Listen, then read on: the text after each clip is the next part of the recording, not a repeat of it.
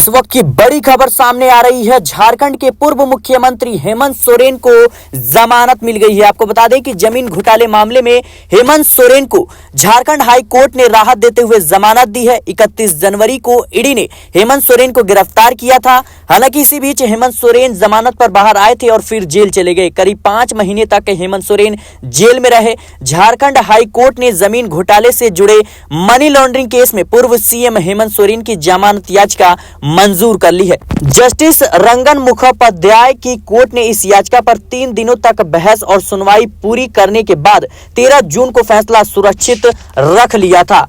हेमंत सोरेन को ईडी ने जमीन घोटाले में 31 जनवरी की रात को गिरफ्तार किया था। तब से वह रांची के बिरसा मुंडा सेंट्रल जेल में न्यायिक हिरासत में बंद है और जमानत याचिका पर सुनवाई के दौरान हेमंत सोरेन की ओर से दलीलें पेश करते हुए सुप्रीम कोर्ट के वरिष्ठ अधिवक्ता कपिल सिब्बल और मीनाक्षी अरोड़ा ने कहा था कि जिस जमीन पर कब्जे के आरोप में ईडी ने हेमंत सोरेन के खिलाफ कार्रवाई की है वह जमीन छोटा नागपुर टेटेंसी एक्ट के तहत भूईहारी नेचर की है और इसे किसी भी स्थिति में किसी व्यक्ति को बेचा या हस्तांतरित नहीं किया जा सकता।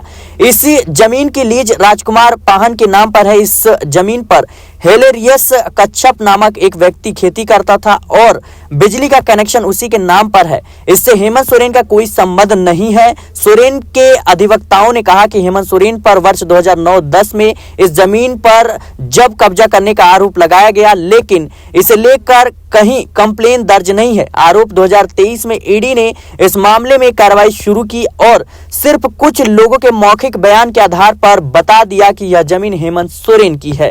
ईडी के पास इस बात के कोई सबूत नहीं है कि हेमंत सोरेन ने इस पर कब और कहां और किस तरह से कब्जा किया।